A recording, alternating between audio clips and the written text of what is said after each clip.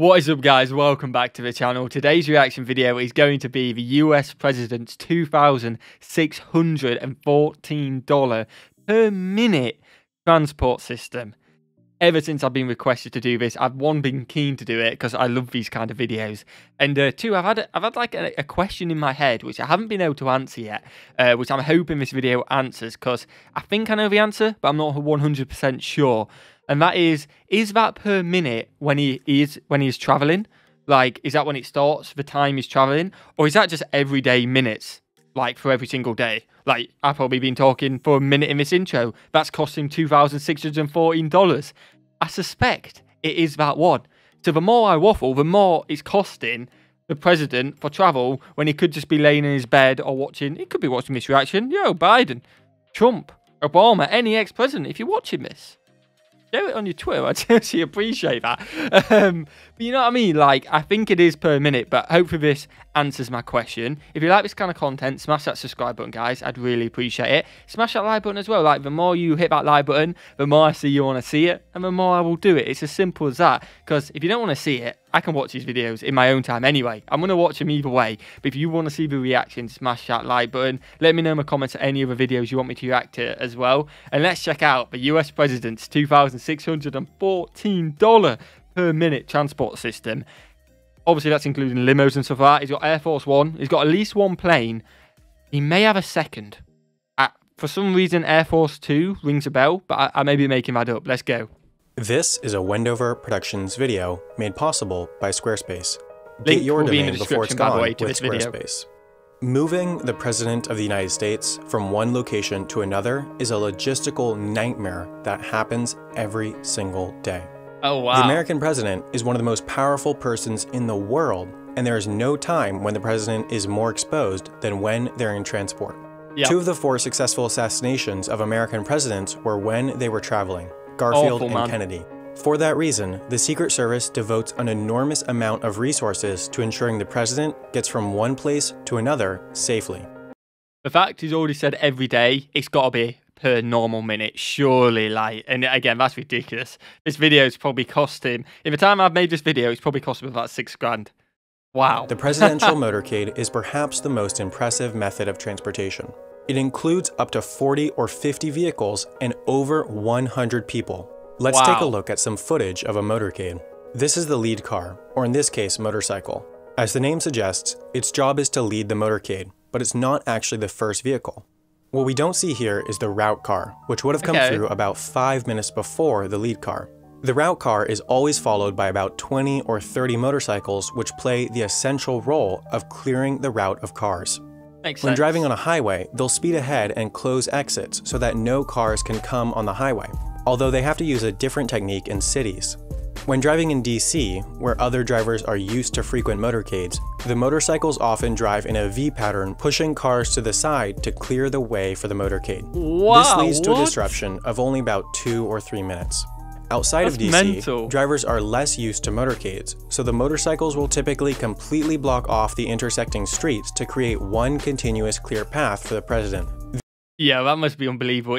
Obviously, you know about the president if you live in the United States, but you may not know what happens with his transport like I didn't. I don't live there, but I had no clue. So imagine if you're just chilling in your car and suddenly you've got this V-shape of motorbikes just heading towards you, ready to bulldoze you out of the way. I know they don't literally bulldoze, they're just there to clear, but that must be like, what the hell is going on? You know what I mean? Like, how mental is that? The entire first section of the motorcade isn't actually run by the Secret Service. It's run by the local police jurisdiction of wherever the president is. The fewer Secret Service cars and individuals needed for motorcades, the better, since both the cars and agents need to travel to wherever the president is visiting in advance, which is, of course, incredibly expensive. The next part of the motorcade is what's known as the secure package. It's the essential core to the motorcade because it's the group of cars that directly secures the president. In case of attack, this group of cars can detach from the rest of the motorcade and function as an independent unit. The most important car in the secure package is the president's limo, but one can never be sure which one that is, because there are always 2 limos. These 2 limos are identical. They even have the same license plate. That way, an attacker can't, for example, have a spotter tell them which car the president left their origin in. The limos themselves are no ordinary limos. They weigh between 15,000 and 20,000 pounds and are built on a modified truck bed. The entire car is bulletproof, including 5-inch thick bulletproof windows. The only window that can open is the driver's window, reportedly so they can pay tolls. The entire car is hermetically sealed to protect the president from a chemical attack. I mean, I do love that the president has to pay tolls. We have to have one working window. Why is that? Just for tolls. Gotta get them $2 out to go through the toll. That's a nightmare. But that car is mental and it weighs a ton. It must have a beast of an engine to push that around. But wow. And on board are rocket-powered grenades, night vision optics, a tear gas cannon, pump-action shotguns, bottled oxygen, and 2 pints of the president's blood type. This car, leading the secure package, is the United States Secret Service Electronic Countermeasures Suburban. It leaves the secure package because its purpose is to jam any remote-activated explosives along the route. These 2 tall antennas do that by sending out a huge range of radio frequencies that would block any bomb activation signal. The 2 domes on top of the car are most likely what's known as electronic warfare sensors. They're essentially radars that can detect when a rocket-propelled grenade or anti-tank guided missile is launched. When it detects a launch, the car would most likely activate a number of smoke grenades spread out throughout the secure package, which would help throw off the grenade or missile. But of course this is all classified, so that's speculation. This car... Oh, okay, speculation, but that is mental if it's true, by the way. Like, the technology going in to just these vehicles, just for driving on a motorway. I understand it completely, but wow. Is the control car. It carries the most essential staff, like the president's military aide and doctor. In the event of an attack, they're both essential to the president, so they break off with the secure package. These last 2 cars are both filled with Secret Service agents. The closer one is called the halfback. It carries the president's personal Secret Service detail. These are the agents that are on the president's person at all times. The second one is the cat car, the counter-assault team. You can always identify these cars since they're the ones with a back window open. That's because the agents are sitting in rear-facing seats with automatic weapons, ready to respond to threats. I'm not gonna lie, I noticed that on the whole graphic they're doing with a cutout on the motorway when they're showing the positions.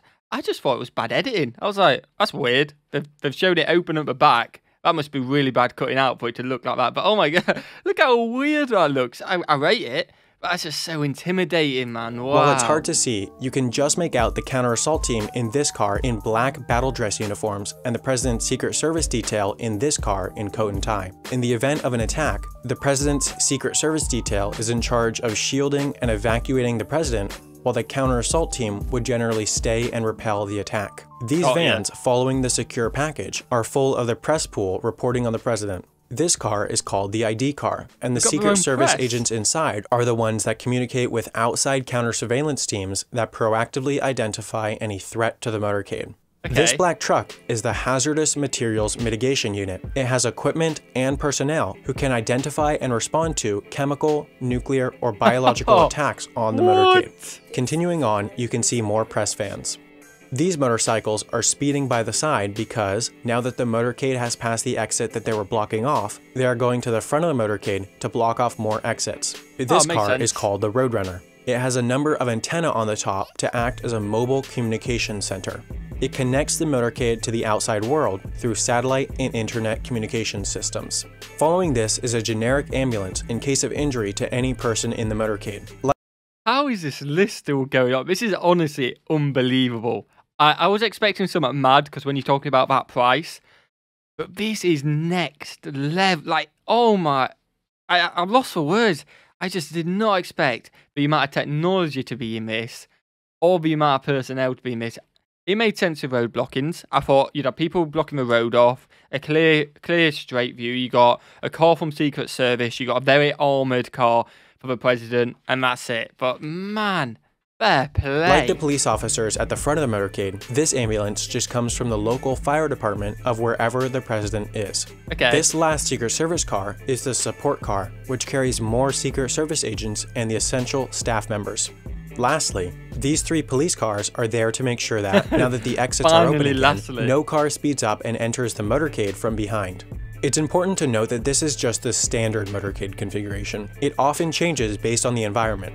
When President Obama visited Iraq in 2009, for example, his motorcade looked like this. Military Humvees led a convoy of identical Suburbans, one of which carried the president. Wow. On top of the cars were more powerful versions of the anti-RPG antenna found on the normal electronic countermeasures Suburban. So, motorcades are incredibly efficient. It's been reported that motorcades have made the trip between LaGuardia Airport and the Waldorf Astoria Hotel in Manhattan in 8 to 10 minutes. That's a 10-mile drive that takes a normal driver 25 to 30 minutes. I mean, I don't know whether LaGuardia Airport is compared to JFK Airport, but I have been from a JFK Airport. Yeah, that fly away. Flights this year has been a nightmare, but we did the trip from a JFK one. The traffic was horrendous, which I didn't have an issue with. But when you're talking about time it takes, it took a lot longer than 8 to 10 minutes. So you just think everything clear. Wow, it can be quite quick, surprisingly. Although the safest motorcade is still no motorcade, since it's the most exposed the president ever is. So the Secret Service will typically only use motorcades for trips up to 30 minutes long. Motorcades are also incredibly logistically difficult and expensive. So whenever possible, the president will travel on Marine One. Marine One isn't actually the name of a specific helicopter. It's rather the call sign used by any helicopter with the president aboard. The Marine Corps operates 35 total helicopters of a few different types as Marine Ones, which might seem like overkill, but these helicopters are also often used to transport the Vice President when they're known as Marine 2 or government VIPs. While Marine 1 is occasionally used to transport the president from point to point, its most frequent mission is to bring the president from the White House to Andrews Air Force Base. The president's planes are based at Andrews Air Force Base. So okay, there is two. I wasn't going crazy because he said planes, and I can see the second one in the background. What, Air Force 1 and 2, I'm pretty sure they're the names. This 12-mile trip is how the president starts and finishes any long-distance trip. Much like the president's limo, Marine 1 never flies alone. Right after takeoff, it's met by as many as 5 other identical helicopters which shuffle positions in flight to throw off potential attackers. Oh, wow. Air Force One is also not a particular aircraft, but rather the call sign used whenever the president is aboard an Air Force aircraft. Typically, the role is served by one of 2 modified Boeing 747s. To give you a sense of how efficient this entire transport system is, let's time a trip from the White House to the UN headquarters in New York. The 12-mile flight to Andrews Air Force Base takes about 8 minutes on Marine 1. Then, upon arrival, the president steps on board Air Force 1. The president is always the last person to step on Air Force 1. So the second he is there, the door closes and the aircraft taxis for takeoff. That means there's about 5 minutes between touchdown of Marine 1 and takeoff of Air Force 1. From there, it's about a 30-minute flight to JFK Airport in New York. Yeah, just imagine if normal airports had this turnaround. You get off your connecting flight, on to the next one. Happy days. Like, we'd all be happy. I've been in an airport for like 12 hours before, just waiting like, oh, come on, I'm dying here. Followed by a 7-minute trip on Marine 1 to downtown Manhattan Heliport. Then a 6-minute motorcade up FDR Drive to the United Nations. That means that, if everything goes perfectly, including transfer times, it will take almost exactly 1 hour for the president to go from stepping out of the White House to stepping inside the United Nations. And what is the cost of this hour-long trip? Well, it's public information that Air Force One costs an estimated $206,337 per flight hour. So this half-hour flight costs $103,169.